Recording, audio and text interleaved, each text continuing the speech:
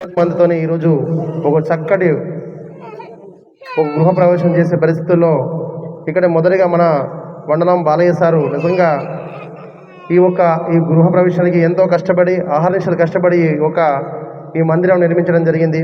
దీనికి మనం ఈ సొసైటీ ద్వారా ఎంతో కొన్ని లక్షలాది మంది ఉపాధి పొందే పరిస్థితి ఈరోజు మనందరికీ కూడా ట్రస్ట్ తరపున కానీ లేకపోతే రైతుల తరపున కానీ రాబోయే తరాలకి భావి తరాలకి పనికొచ్చే ఒక పెద్ద వ్యవస్థ నిర్మించడం నిజంగా బాలయ్య సార్కి మనమందరం కూడా హర్షించదగ్గ విషయం. కాబట్టి ఈ శుభ సందర్భంలో నాకు ఇక్కడ ఆహ్వానించి ట్రస్ట్ సభ్యుల్ని ఆహ్వానించి ప్రజల్ని ఆహ్వానించి అందరినీ కూడా ఈ గొప్ప కార్యక్రమాన్ని జయప్రదం చేయవలసిందిగా మనల్ని ఒక బాధ్యత ఇచ్చారు.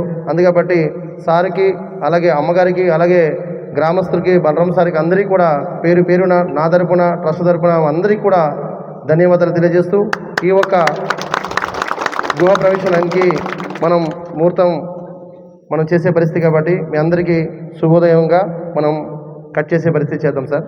ఓకే, ధన్యవాదాలు మీ అందరికీ కూడా. ఓకే, జై ఆదివాసీ, జై ఆదివాసీ, జై ఆదివాసీ. రండి లోన రండి, అందరూ లోన రండి, అందరు చెప్పండి సార్. గుడ్ మార్నింగ్ అందరికీ. జై ఆదివాసీ, జై ఆదివాసీ. ఓకే సార్, థ్యాంక్ యూ వండర్ మీ అందరికీ కూడా.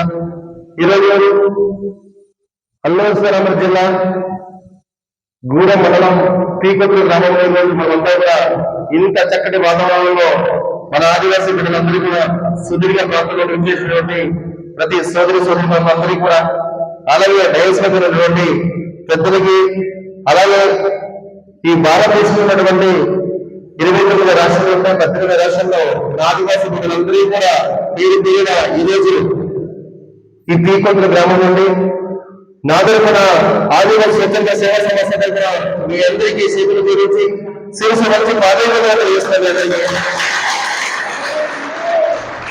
ఈ ఆదివాసీ స్వచ్ఛంద సేవా సంస్థలో పనిచేస్తున్నటువంటి ఆదివాసీ బిడ్డలకి, అలాగే ఇందులో భాగమైన ఆదివాసీ ప్రాంతంలో ఎదుగుతున్నటువంటి భారతదేశం ప్రతి సోదరి సోదరులందరికీ కూడా సాంప్రదాయానికి నీతి నిజానికి నివేదించినటువంటి ఆదివాసులు చాలా నిజంగా గర్వంగా మనం చెప్పుకోవాల్సిన దినం.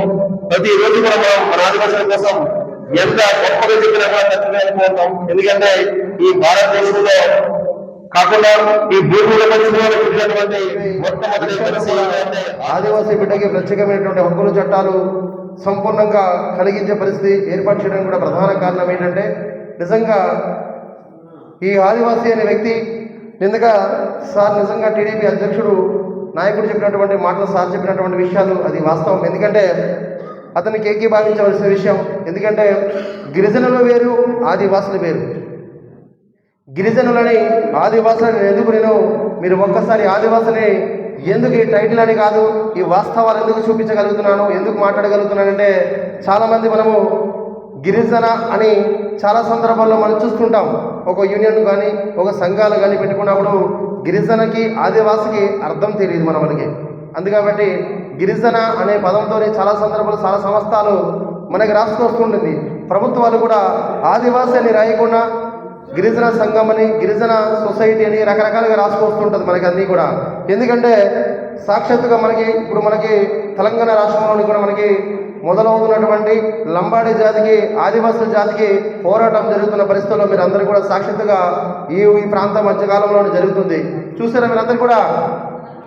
ఎందుకంటే గిరిజనులు అంటే మైదాన ప్రాంతానికి ఆదివాసులకు సంబంధించిన పదం అయితే ఉండొచ్చు, కానీ ప్రత్యేకంగా కొండలో నివసించే ఆకుల మధ్య ఒక జాతిని మనకు ప్రత్యేకంగా ఆదివాసులుగా పరిగణించడం జరిగింది. గిరిజనులని మన ఆదివాసులని గిరిజనులని, కోండ్రులని, మొండ్రులని రకరకాల పేర్లు పెట్టే పరిస్థితి మనం చూస్తున్నాం. కారణం మనం ఎస్సీ ఎస్టీ మైనారిటీ పీపుల్ సంబంధించినటువంటి బడుగు బలహీన వర్గాలకు సంబంధించినటువంటి మన నిమ్న జాతుల్ని ఆ పాలకులు ఎవరైనా, ఆ అగ్రకులాలు ఎవరైనా కూడా మనకి రకరకాల పేర్లు పెట్టి పిలిస్తే చూస్తున్నాం మనమందరం కూడా. అయినా కూడా ఏ పేరు పెట్టినా పిలుస్తాం. ఎందుకంటే మనమంతా కూడా నిమ్న జాతులకు సంబంధించినటువంటి వర్గానికి సంబంధించినటువంటి కులాలు కాబట్టి మనం పిలుగుతాం. కానీ మనం అక్కడే నిజంగా గిరిజనులు ఆదివాసులు అనే పదానికి మనం చూసే ఒక్కసారి ఆలోచించవలసిన విషయం కూడా నేను చెప్పాలి. ఆ విషయం కూడా మీ అందరికీ కూడా, గిరిజనులు అనే పదానికి ఆదివాసి అనే పదానికి వ్యత్యాసం ఏ మాదిరిగా ఉంటుంది అంటే, ఆదివాసి అంటే పూర్తిగా 1/7 హెక్టర్ ప్రాంతంలో ఏదైతే రాజ్యాంగంలోని మనకి 5th షెడ్యూల్లో ఉన్నటువంటి ప్రాంతాలు ఏదైతే ఉందో, ఈ 5th షెడ్యూల్లో ఉన్న ప్రాంతంలోని రాజ్యాంగంలోని క్లాస్ 2 6 ఆర్టికల్ ప్రకారం ఏదైతే ఉందో, 5th షెడ్యూల్లో ఉన్న ప్రాంతం 1/7 ప్రాంతం ఏదైతే ఉందో, రాజ్యాంగంలోని ప్రత్యేకమైనటువంటి హక్కులు చట్టాలు కల్పించినప్పుడు ఇండియన్ కాన్స్టిట్యూషన్ కానీ ఇండియన్ డెమోక్రసీ అని కానీ దానికి ప్రత్యేకమైన హక్కులు చట్టాలు కల్పించినప్పుడు దానికి పూర్తిగా గిరిజనులకు అనేది పూర్తిగా కల్పించే పరిస్థితి. ఓన్లీ ఆదివాసుల ప్రాంతాలకు మాత్రమే ప్రత్యేకమైనటువంటి హక్కుల చట్టాలు కల్పించే పరిస్థితి. గిరిజనుడు అనే ప్రాంతానికి వచ్చేసరికి మైదాన ప్రాంతంలో నుండి ఆదివాసీ బిడ్డ కూడా వాళ్ళు ఉంటారు, అంటే గిరిజన బిడ్డ కూడా ఉంటారు, లేదనడానికి లేదు. కానీ అది గిరిజన ప్రాంతంలో మైదాన ప్రాంతాల్లో ఉన్న ప్రజలకి ఆదివాసీ ప్రాంతాల్లో ఉన్న ప్రజలకి కలిపి ఒక గిరిజనుడుగా అనే గిరిజనుడుగా పరిగణించే పరిస్థితి. ఈరోజు మనం సాక్షాత్గా మొన్న సుప్రీంకోర్టులో కేసు వేసినప్పుడు, హైకోర్టులో కేసు వేసినప్పుడు తెలంగాణ రాష్ట్రంలో నిజంగా ఒక లంబాడి ఎవరైతే ఉన్నారో వీళ్ళు వలస వచ్చిన వాళ్ళు, మహారాష్ట్ర నుండి వలస వచ్చినటువంటి వాళ్ళు ఎవరైతే లంబాడి జాతి ఉందో, ఈరోజు నిజంగా మన తెలంగాణ రాష్ట్రంలో చూస్తే ఆదిలాబాద్ ప్రాంతం చూస్తే కోండ్రు జాతి పూర్తిగా ఉన్న పరిస్థితుల్లో చూస్తే నిజంగా కొమరం భీం పరిపాలించినటువంటి కొమరం భీం విప్లవయోధంగా పోరాటం చేసినటువంటి ఆ నేలలో కూడా ఈరోజు మన ఆ కొమరం భీం ప్రాంతంలో కూడా ఏదైతే ఉందో ఆదిలాబాద్ జిల్లాలో ఉందో అక్కడ కూడా నిజంగా పూర్తిగా ఆదివాసులు ఎవరైతే పోరాటం చేసి నిజాం పరిపాలకులు ఆ రోజు హైదరాబాద్లోని ఎదిరించి పోరాడినటువంటి ఆ ప్రాంతం కోండ్రు జాతి అయినప్పుడు కూడా అక్కడ వలస వచ్చినటువంటి లంబాడి జాతి ఎవరైతే ఉన్నారో, మహారాష్ట్ర నుండి వచ్చినటువంటి జాతి ఎవరైతే ఉన్నారో వాళ్ళంతా కూడా ఈరోజు నిజంగా పూర్తిగా గిరిజనేతరులుగా ఉన్న వ్యక్తులు గిరిజనులుగా ఈరోజు ఏదైతే 1972లో 1976లో దానికి మన లంబాడి జాతిని జస్ట్ జీవో ఇచ్చేయడం జరిగింది.